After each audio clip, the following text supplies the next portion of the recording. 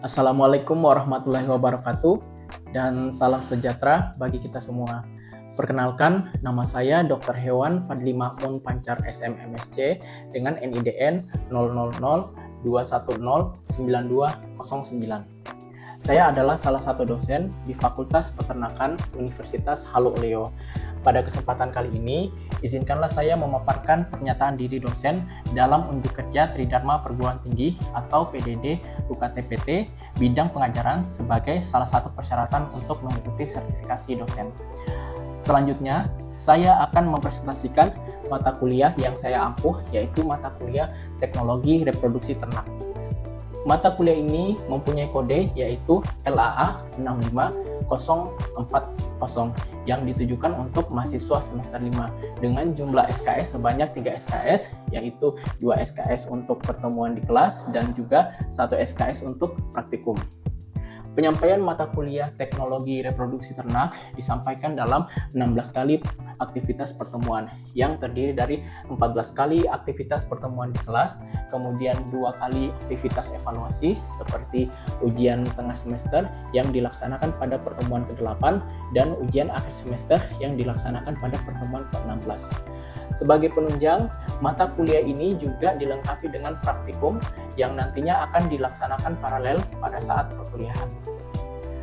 Adapun capaian pembelajaran lulusan CPL Prodi yang tertuang dalam RPS mata kuliah Teknologi Reproduksi Ternak ada 3, yaitu CPL 5, di mana CPL 5 ini mahasiswa mampu menerapkan teknologi peternakan secara efisien, berkualitas, dan berkelanjutan. Kemudian selanjutnya CPL 7, yaitu mahasiswa mampu memanfaatkan dan mengembangkan teknologi peternakan berbasis pengetahuan. Kemudian CPL 8, yaitu mahasiswa mampu mengimplementasikan pengetahuan umum, teknologi, dan manajerial dalam dunia kerja. Adapun capaian pembelajaran mata kuliah atau CPMK pada mata kuliah Teknologi Reproduksi Ternak ada 3, yaitu CPMK 1, yang pertama, mahasiswa mampu menguasai konsep teoritis dan menerapkan teknologi reproduksi peternakan secara efisien dan berkelanjutan. Kemudian CPMK 2, yaitu mahasiswa mampu memanfaatkan dan mengembangkan teknologi reproduksi ternak berbasis ilmu pengetahuan. Kemudian CPMK 3, yaitu mahasiswa mampu mengimplementasikan pengetahuan dan teknologi reproduksi dalam dunia kerja, terutama bidang peternakan.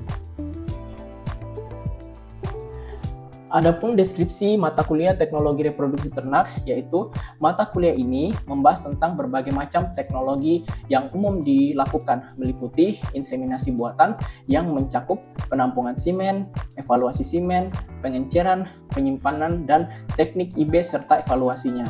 Kemudian teknologi transfer embrio yang meliputi seleksi donor dan resipien, sinkronisasi dan superovulasi, koleksi ovum, evaluasi dan pembekuan embrio, dan teknik transfer embrio.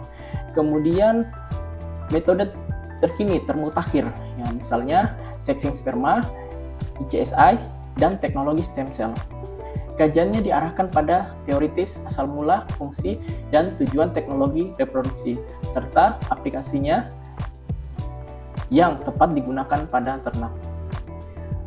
Adapun materi pembelajaran pada mata kuliah Teknologi Reproduksi Ternak, yaitu yang pertama pendahuluan yang merupakan pengenalan dari masing-masing sub CPMK, kemudian teknologi inseminasi buatan yang meliputi metode penampungan, kemudian metode evaluasi semen, pengenceran dan penyimpanan semen, teknik dan evaluasi buah inseminasi buatan, teknologi transfer embrio yang meliputi seleksi donor dan resipien, sinkronisasi birahi dan superovulasi, koleksi ovum, evaluasi dan pembekuan embrio, teknik transfer embrio, teknologi fertilitasi in vitro, kemudian sexing sperma, interstitial sperm injection, teknologi stem cell.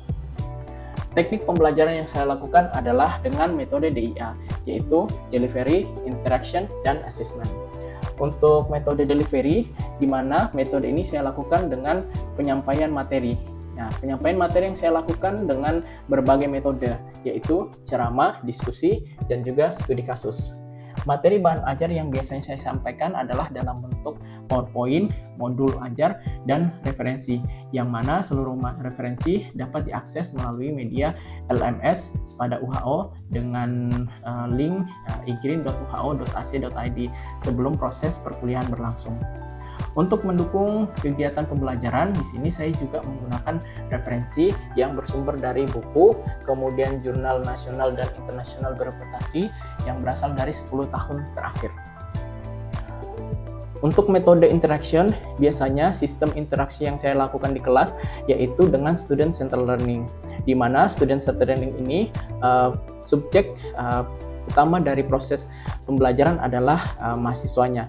Kemudian dalam pembelajaran SCL, saya menerapkan interactive learning, di mana dalam memaparkan materi, dosen dan mahasiswa aktif dalam sesi tanya jawab. Kemudian saya juga melakukan studi kasus, yaitu mahasiswa diberikan teks atau jurnal ilmiah untuk dianalisis, diinterpretasikan, dan juga melatih mahasiswa dalam kemampuan untuk memecahkan masalah terhadap studi kasus yang telah diberikan. Kemudian metode terakhir yang saya lakukan adalah asesmen, di mana asesmen atau penilaian dalam tahap ini pemahaman dan keterampilan mahasiswa dievaluasi untuk mengukur sejauh mana mahasiswa telah memahami materi yang telah diberikan untuk memberikan umpan balik yang objektif dan transparan. Untuk asesmen sendiri, penilaian ada 5 komponen, yaitu terdiri dari yang pertama aktivitas partisipatif sebanyak 50%, kemudian penugasan terstruktur sebanyak 10%, kuis sebanyak 5%, ujian tengah semester sebanyak 15%, dan ujian akhir semester sebanyak 20%. Untuk nilai, mahasiswa dapat mengakses melalui laman siakat.uho.ac.id. Demikian 3 aspek pembelajaran yang saya lakukan, yaitu DIA, Delivery, Interaction, dan Assessment. Untuk selanjutnya, mari kita simak video pembelajaran mata kuliah Teknologi Reproduksi Ternak. Oke, Assalamualaikum warahmatullahi wabarakatuh. Waalaikumsalam warahmatullahi wabarakatuh. Bagaimana kabarnya adik-adik pada hari ini? Sehat. Baik ya. Oke, alhamdulillah ya, pada pertemuan kali ini ya kita sudah masuk ke pertemuan ketiga untuk mata kuliah Teknologi Reproduksi Ternak ya. Namun sebelum kita memulai, alangkah baiknya kita berdoa dulu agar kiranya materi yang kita pelajari hari ini dapat bermanfaat dan dapat dicerna dengan baik oleh adik-adik sekalian. Berdoa, saya persilahkan.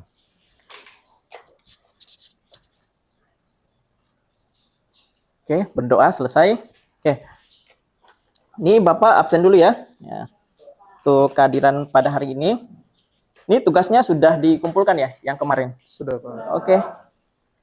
Ada yang tidak hadir ya? Beberapa? Ada. Nah, ini tidak hadirnya karena apa? Sakit. Sakit. Untuk yang sakit mohon disertakan sama surat keterangan sakitnya ya, untuk melengkapi bagian administrasi fakultas. Kemudian untuk yang tugasnya belum dikumpul, harapannya nanti minggu depan untuk pertemuan selanjutnya dapat mengusul untuk tugas berikutnya ya. Oke. Oke, kita lanjut materi kita pada hari ini tentang evaluasi dari Simen ya. Nah, kita sekarang masuk ke pertemuan ketiga. Kalau pertemuan pertama kita membahas tentang pendahuluan, ya, deskripsi singkat tentang mata kuliah Teknologi Reproduksi Ternak. Ya. Kemudian pertemuan kedua kita membahas tentang penampungan simen, ya, tentunya dari pejantan. Kemudian yang ketiga tentang evaluasi simen. Ya. Kalau kita berbicara tentang evaluasi simen, ya selalu berkaitan dengan hewan jantan atau hewan betina. Jantan. Ya, tentunya adalah hewan Jantan. jantan. Ya. Pada pertemuan kedua kita membahas tentang penampungan simen. Ya. Nah, tentunya adik-adik sudah paham apa yang dimaksud dengan simen. Ya. Kalau kita berbicara tentang simen, ya selalu berkaitan dengan cairan ejakulat yang dihasilkan oleh seekor pejantan. Nah, cairan ejakulatnya itu biasanya terdiri dari apa? Biasanya terdiri dari 2, yaitu sel spermatozoa, plasma seminal. Ya. Nah, plasma seminal ini dihasilkan oleh apa? Ya, glandula aksesoria pada jantan. Ya, jadi kalau definisi simen itu bukan cuma membahas tentang spermatozoanya saja, tetapi juga termasuk cairan plasma seminal, di mana cairan plasma seminal ini dia dihasilkan oleh kelenjar aksesoria pada jantan. Oke, nah kita lanjut ya. Nah, tujuan pembelajaran kita ada 3 pada kesempatan kali ini, yaitu yang pertama yang kita mampu mendefinisikan dari definisi semen itu sendiri. Kemudian ya adik-adik sekalian diharapkan mampu membedakan antara dua kualitas, dua evaluasi ya. Nah, dua evaluasi itu hasilnya apa? Kualitas, yaitu kualitas makroskopik dan mikroskopik ya. Adik-adik harus memahami aspek-aspek apa saja yang termaksud ke dalam ya kualitas makroskopik dan kualitas mikroskopik. Kemudian ya mahasiswa mampu menganalisis kualitas makroskopik. Jadi setelah kita bisa membedakan, ya kita harus bisa menganalisis ya, menganalisis kualitas makroskopik dan mikroskopik dari semen itu sendiri. Oke, kita lanjut tentang evaluasi dari semen ya. Nah, evaluasi semen ada 2 ya. Kalau kita lihat ada yang sifatnya di sini ada makroskopik. Nah, makros artinya besar ya. Artinya apa kalau besar? Bisa dilihat dengan mata secara langsung ya. Nah, makroskopik. Kemudian mikroskopik ya. Oke. Nah, mikroskopik, mikros artinya sifatnya kecil, sehingga ketika kita memeriksa secara mikroskopik berarti kita membutuhkan alat bantu ya. Nah, yang paling mudah di sini alat bantunya apa? Mikroskop ya, mikroskop ya. Kita lihat evaluasi makroskopik ada apa saja. Oke, di sini. Nah, evaluasi makroskopik ada warna, volume, konsistensi, dan pH. Nah, kemudian bagaimana dengan evaluasi mikroskopik? Ya, mikroskopik tentunya kita membutuhkan alat bantu, tadi sudah disebutkan. Alat bantunya apa? Mikroskop. Ya. Nah, apa yang dapat dilihat dari aspek mikroskopik? Bisa gerakan massa, kemudian motilitas individu, morfologi, dan juga abnormalitas, kemudian presentasi hidup dan mati. Dalam artian presentasi hidup yang mati ini apa? Viabilitas. Oke. Kita masuk ke aspek pertama ya, volume. Aspek pertama dalam pemeriksaan makroskopik adalah volume semen ya. Kalau kita lihat di sini ada beberapa volume semen yang dihasilkan oleh beberapa jenis ternak ya. Nah, dari sapi, domba, babi, dan kuda. Kalau kita lihat dari sekian banyak ini, yang paling banyak menghasilkan volume semen hewan apa? Babi. Babi ya. Kita lihat babi. Berapa dia menghasilkan volume semen sekali ejakulat? Kita lihat 300 mili ya. 300 mili itu hampir setengah liter ya. Lumayan banyak.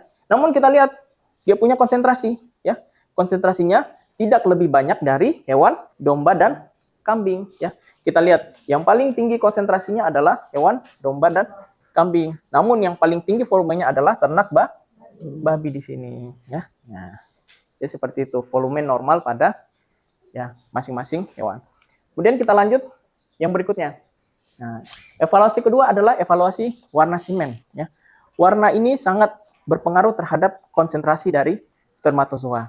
Jadi di sini ada 3 parameter warna yang tentunya kita dapat lihat dari gambar yang dihasilkan. Ada yang bisa menginterpretasi dari 3 parameter warna pada semen. Silakan. Saya Pak. Oke, silakan Daniel. Oke, terima kasih atas kesempatan yang diberikan kepada saya. Langsung saja Pak, berdasarkan warna yang ditampilkan di depan ada 3. Yang pertama ada warna putih kekentalan. Putih kekentalan pada yang paling kiri ya? Iya Pak. Oke, good. Yang kedua ada warna putih keruh, sedikit keruh. Oke, good. Yang ketiga warna merah Pak. Warna merah. Iya. Sekalian saya mau bertanya Pak, kenapa bisa terjadi perubahan warna pada ketiga semen tersebut? Oke, jawabannya sudah bagus ya. Pertanyaannya juga sangat bagus. Ya, di sini berdasarkan gambar terdapat 3 interpretasi ya. Sudah disebutkan sama teman kita Daniel, ya sudah tepat ya. Oke, tadi pertanyaannya kira-kira apa yang menyebabkan perbedaan ketiga interpretasi warna tersebut? Ya, kita lihat ya. Nah, warna semen normal umumnya adalah berwarna krim keputih-putihan, hampir seputih susu. Artinya apa? Pada gambar pertama, dia merupakan gambar interpretasi dari warna semen yang normal ya, seperti itu. Kemudian yang kedua, ya, warna semen mulai terjadi perubahan, yaitu semakin keruh, dia semakin bening, ya. Nah, artinya apa? Ya, warna ini sangat dipengaruhi juga oleh kualitas dari semen itu sendiri, ya. Semakin dia berwarna krim keputihan, berarti kualitas semennya semakin baik ya. Nah, kalau dia warna sudah mulai keruh dan juga volumenya berkurang, artinya apa? Salah satu faktor yang menyebabkan perubahan warna di sini adalah makin seringnya dia frekuensi koleksi dari semennya itu sendiri ya. Semakin sering dikoleksi, maka terjadi perubahan warna yang semakin sering ya. Faktor kedua adalah faktor nutrisi ya. Asupan yang kan kepada ternaknya itu sendiri ya. Faktor ketiga adalah faktor usia dari ternaknya itu sendiri. Artinya apa? Semakin tidak produktif usia ternak ya, maka kualitas dari warna semennya akan berpengaruh. Kemudian kalau yang merah kenapa? Nah, biasanya kalau warna merah ini terkait sama apa? Darah. Ya, salah satunya darah. Artinya apa? Berarti ya kemungkinan ada peradangan di situ, entah itu di salurannya ataupun di muaranya. Tapi di sini kita lihat warnanya dia berwarna merah segar. Biasanya kalau dia berwarna merah segar, ya berarti peradangan atau kelukaannya itu dia berada di dekat saluran pengeluaran ejakulat, bisa di daerah epididymis atau bisa di daerah preputiumnya ya, seperti itu. Oke, kita lanjut ya. Konsistensi ya, tadi kalau volume paling tinggi adalah babi, tapi konsentrasi paling tinggi adalah domba, namun volume paling kecil adalah domba. Kita lihat ya, kalau berdasarkan warna tadi dia sangat berpengaruh terhadap konsentrasi ya. Semakin krim warna dari spermatozoa semen, maka semakin tinggi dia punya konsentrasi spermatozoanya ya, seperti itu ya. Kemudian kita lanjut pH.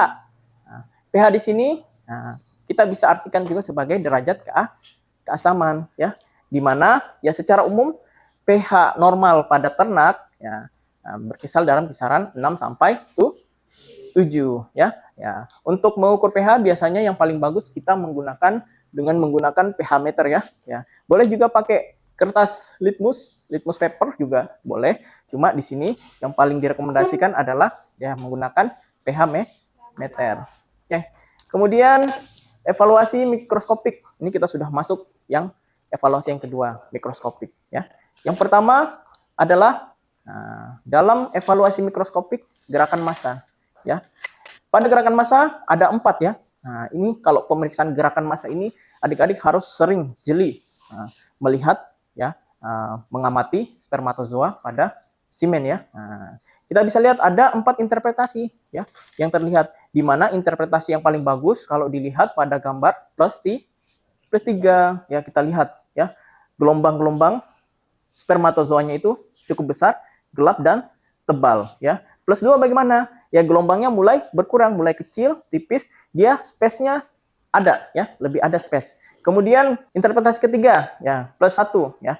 Plus 1 tidak ada gelombang, tetapi spermatozoanya itu dia menyebar ya, menyebar. Kemudian 0 apabila di dalam semen tersebut tidak terdapat spermatozoa. Oke. Kita lanjut. Kemudian lanjut motilitas individu. Tadi kalau massa artinya apa? Kita melihat kelompoknya toh. Nah, setelah kita lihat kelompoknya, kita lihat individunya ya. Nah, seperti itu.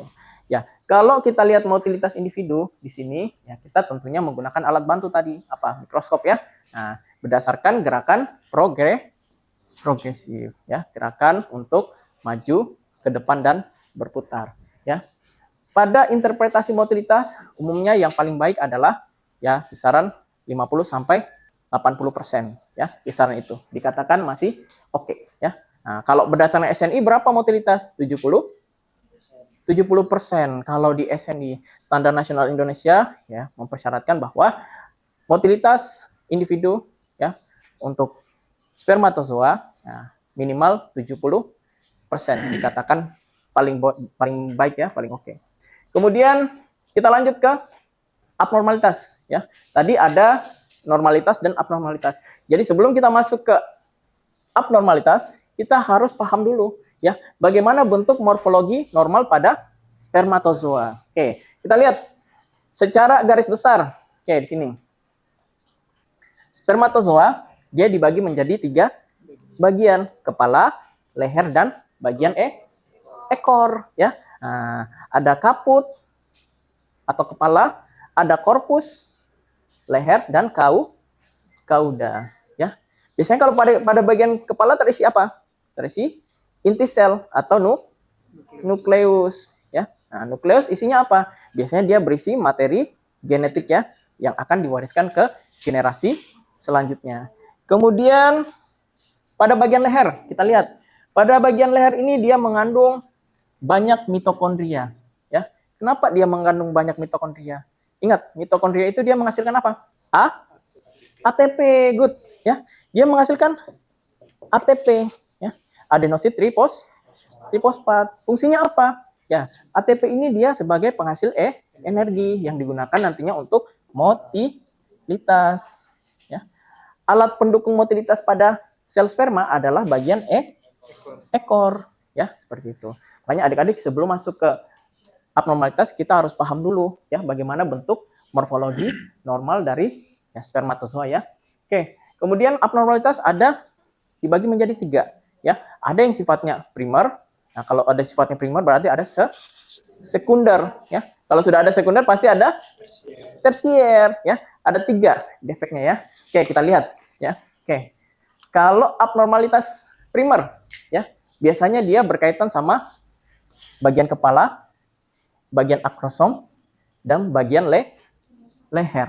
Nah, biasanya abnormalitas primer terjadi di mana? Biasanya terjadi ketika proses spermatogenesisnya, proses pembentukan spermanya ya. Nah, kemudian kita lanjut abnormalitas sekunder. Nah, abnormalitas sekunder biasanya terjadi di mana? Nah, biasanya terjadi di salurannya ya, saluran menuju pengeluaran ya, nah, menuju uretra, yaitu tubulus seminiferus. Biasanya ada 2 ya. Nah, ada droplet dan abnormalitas dari ekornya itu sendiri ya. Biasanya terjadi di tubulus seminiferus ya, di salurannya.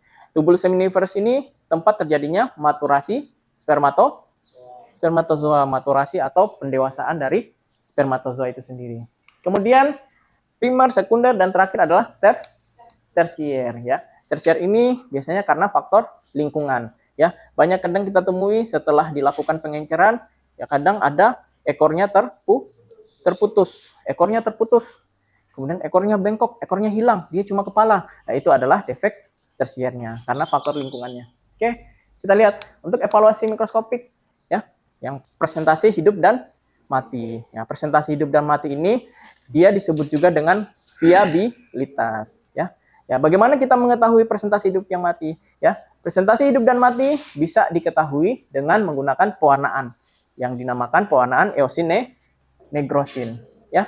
Nah, interpretasinya apa dari warna eosinonegrosin ini? Kita lihat ada 2 jenis di sini ya. 2 jenis sel sperma. Yang pertama, dia berwarna apa ini?